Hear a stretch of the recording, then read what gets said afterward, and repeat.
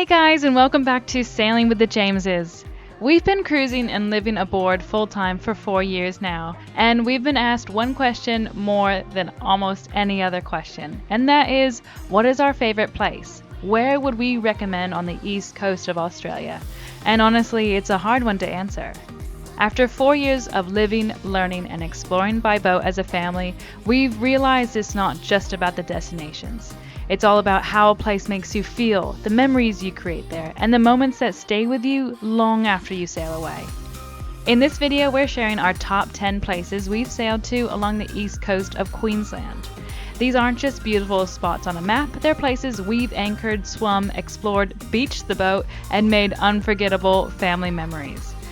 Whether you're already cruising Australia, dreaming from afar, or planning your future route, we hope this video inspires you to add a few of these places to your list. Hi, we're the James family. Are you sick of your day-to-day life? Ever thought about doing something different? Well, we did just that. We bought an unfinished aluminium catamaran and we're fixing her up as we sail around the world. Come along for the journey and click subscribe. Daddy? Mommy? Charlie? James.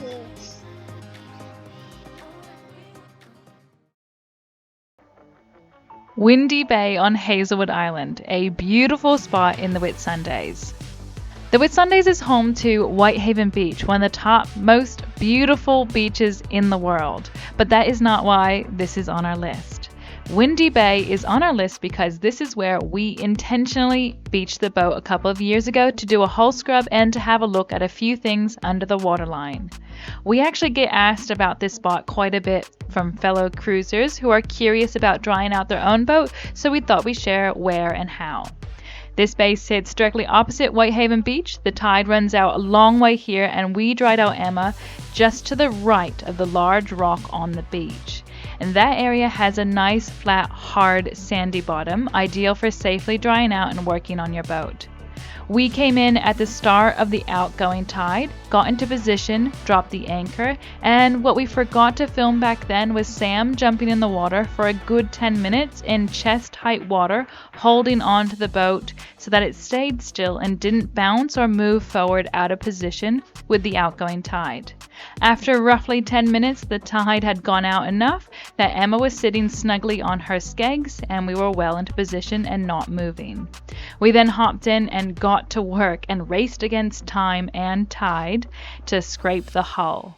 We had a safety margin too in place. The evening tide was higher than the morning tide, meaning the boat would be able to float and get off the beach no matter what.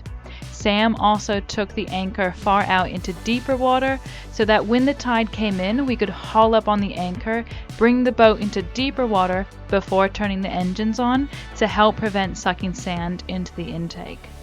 We would definitely recommend doing a walk along the beach just to get your bearings. There are a few scattered rocks along the other side, the far right side section, but it's also firm sand, no rocks, next to that big rock. We had an absolute ripper day and the boat sat beautifully, and it was the perfect opportunity to clean the hulls and check over everything and the running gear. But again, since this was a couple years ago and things have changed, we would definitely recommend, if you are thinking about beaching your boat here, to give it a walk and a look over in person before going and figure out what is best for you.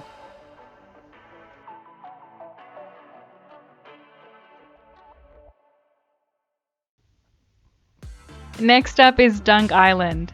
Located south of Cairns and just off the coast from a place called Mission Beach, the island once was home to a resort, which over time was damaged by cyclones and eventually closed. Like many of the island resorts within the Great Barrier Reef Marine Park, the land is held under lease, and part of that lease requires caretakers to remain on site. We've met the caretakers over the years, and they're always incredibly welcoming, friendly, and happy to have visitors and share stories about the island and the resort that once was. Although the resort is no longer operational, it is fascinating to walk the beaches and paths and see what remains. On the other side of the island is the camping area, and it's fantastic and fully operational. In the camping area, there are multiple camping sites. There's a large communal grass area, a big, beautiful pavilion with picnic tables and barbecues that are immaculately maintained, and facilities including showers and toilets.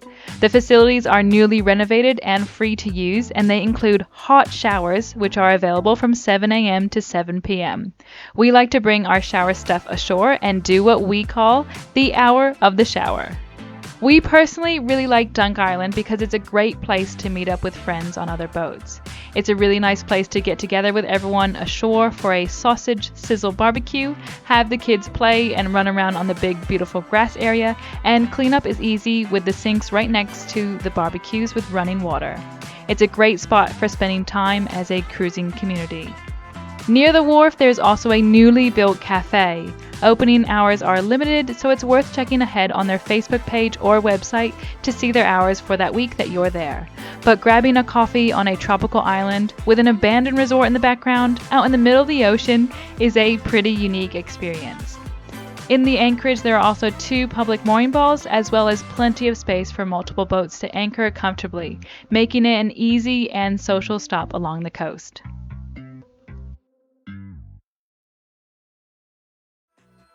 Next up is Brampton Island, specifically Western Bay.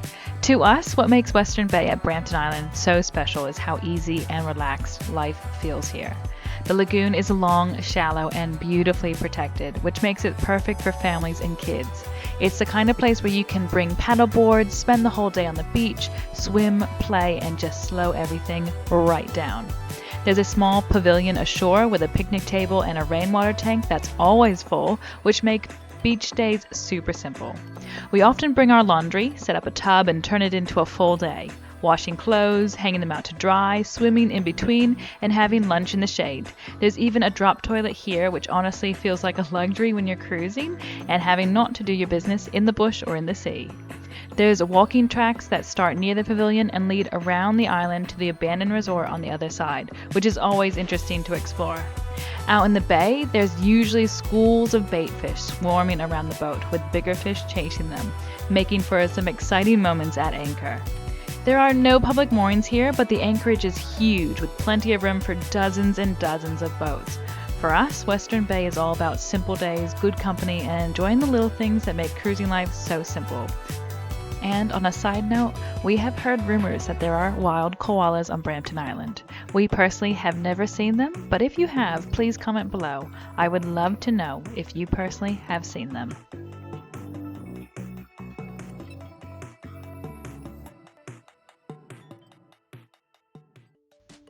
Up next is the Flinders Group. The Flinders Group is one of those places that reminds us how vast and wild the Queensland coast really is.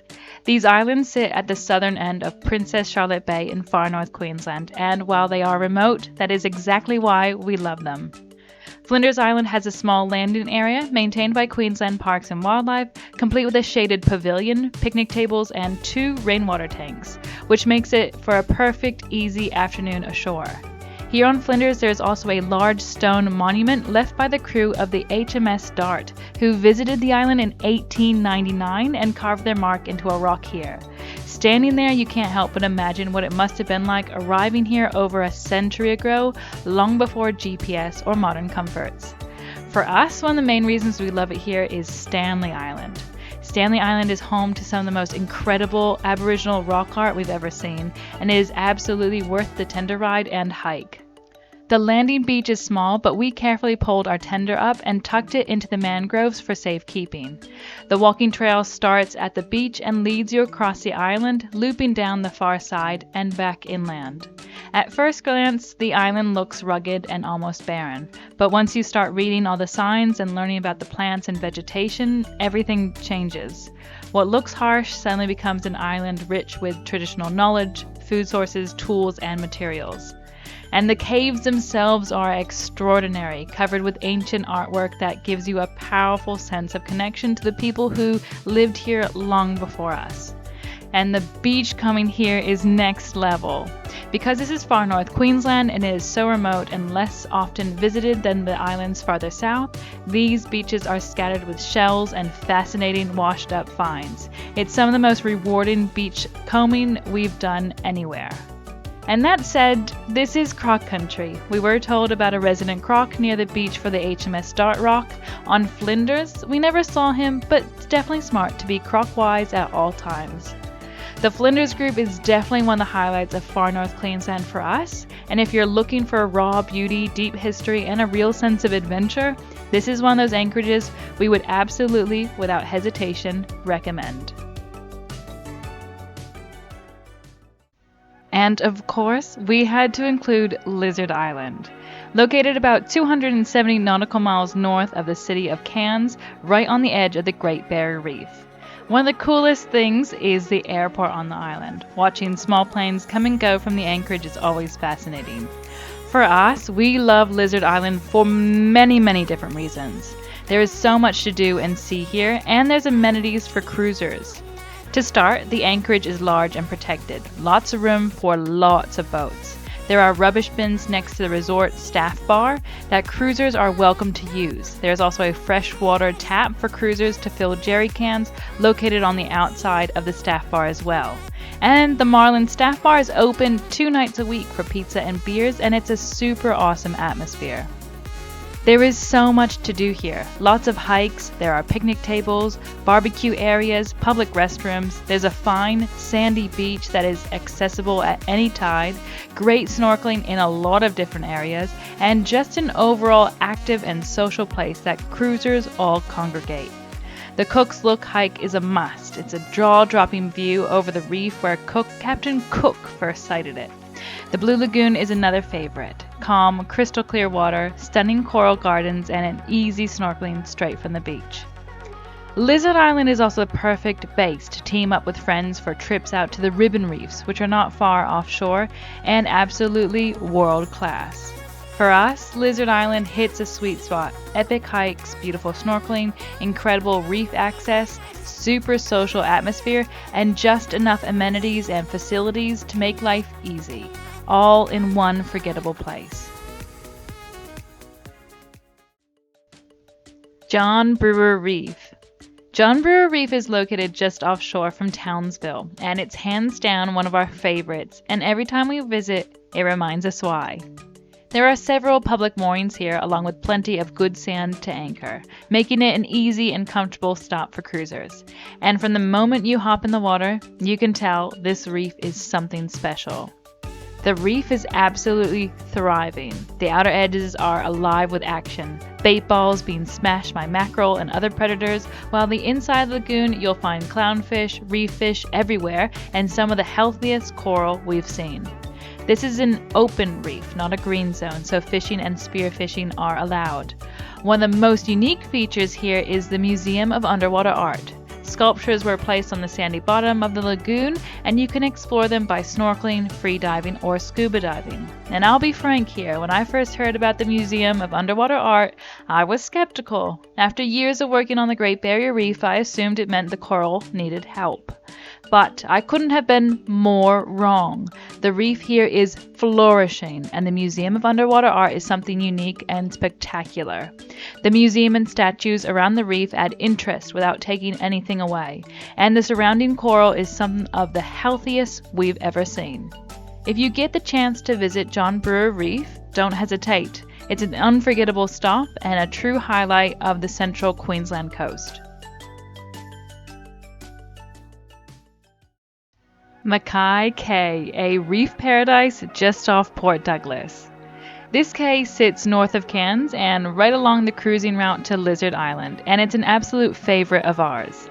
This cay sits on an absolute stellar reef system, with 2 public mooring balls available plus plenty of space to anchor. The cay itself is a good-sized cay, and it's completely surrounded by crystal clear water. One of the things that we really like about this place is that the cay is accessible at any tide.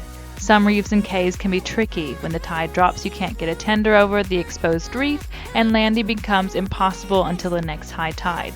And that is not the case here. Here you can land and explore at any stage of the tide, any time of the day. So it makes getting off the boat and going for an exploration or meeting up with friends off other boats really easy.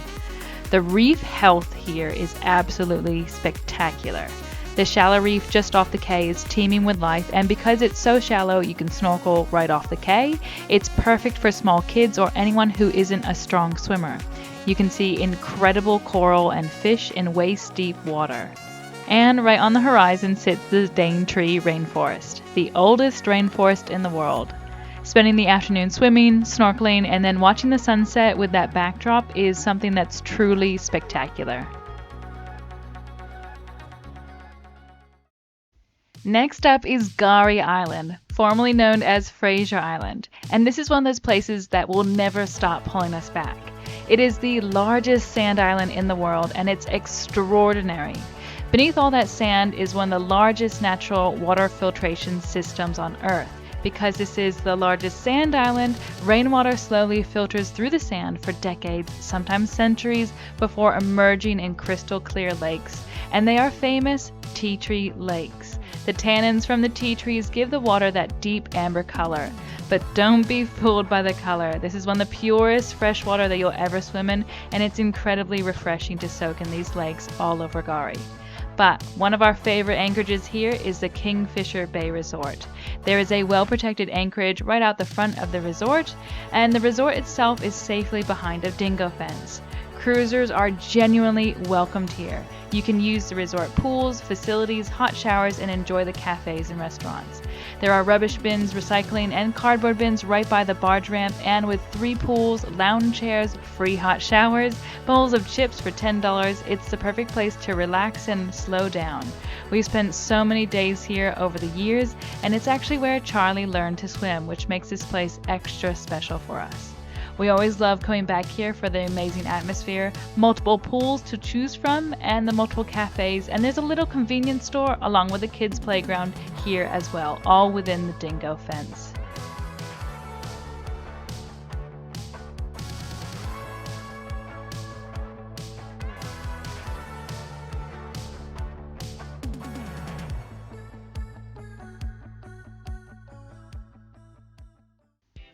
Up next is Portland Roads and Restoration Island. Portland Roads is one of those places that will completely take you by surprise. Portland Roads is a settlement in far north Queensland, and it's officially home to around 8 people. And yes, you heard me right, 8. But it has a reputation that is far bigger than its population. This anchorage was once an important shipping harbor, and Portland Road still offers a large, deep, well-protected anchorage lined with reef along the beach. It's a comfortable and safe spot for cruisers passing through this remote stretch of coast. But the real reason we like it here so much is the Out of the Blue Cafe. And it's famous for a reason. Cruisers, commercial fishermen, and travelers all end up here for this amazing cafe. It has great food, good coffee, great views, and it really is very decently priced for all the materials having to be carted such a long way. With such a small population, the welcome here is also really huge. It's just one of those places where you arrive as a stranger and leave feeling like part of the community. Plus, one of our other favorite things about here is just around the corner, Restoration Island. It's a privately owned and cared for island, and it's cared for by ex-cruisers called Stevie and Selena, who genuinely love seeing boats arrive. If you are planning to stop at Portland Roads, give them a call on Channel 16 and be ready to have an awesome day. Be ready to lend a hand with gardening or moving heavy materials that need 2 or 3 people, and most importantly, be ready for a fantastic time. The atmosphere here is warm, welcoming, and so full of that cruising spirit. We absolutely loved our time at Portland Roads and Restoration Island. They are true hidden gems, the kind of places that remind you why you sail in the first place, to experience that off-grid places like these. And these 2 spots are definitely worth making the effort to stop here. And one of our all-time favorite places along the Queensland coast is none other than Lady Musgrave Island. Sitting right on the southern edge of the Great Barrier Reef, about 50 nautical miles offshore, Lady Musgrave holds a really special place in our hearts. Between the two of us, Sam and I have spent many years working on the Great Barrier Reef in all sorts of roles: stewardess, dive master, dive instructor, trainee, deckhand, engineer, master, you name it, we've probably done it. And we've seen a lot of the reef over the years. And Lady Musgrave captures so much of what we personally love about this coastline. Lady Musgrave is a true coral cay. It's formed entirely from broken coral fragments, and what makes it truly unique is the fully enclosed lagoon it has. You can actually take your boat inside the reef and anchor in calm, protected water. There are around a dozen public moorings of various sizes and enough space for well over 100 boats to anchor. That's how large this lagoon really is. And the snorkeling here is nothing short of extraordinary. There are turtles everywhere you look, giant clams, reef sharks, manta rays patrol the outer reef wall, and during nesting season the island comes alive in a way that's really hard to put words to. On some nights, more than 50 mother turtles come ashore to lay their eggs. You can sit quietly on the beach with a red light torch and a picnic blanket as they emerge from the ocean all around you, making their way up the sand to nest.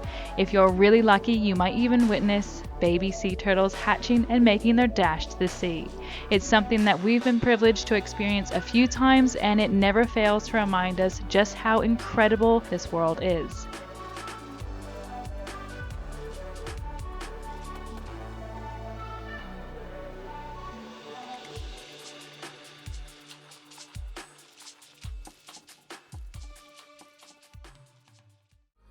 Over the last 4 years, we've been incredibly lucky to visit so many amazing places along the coast.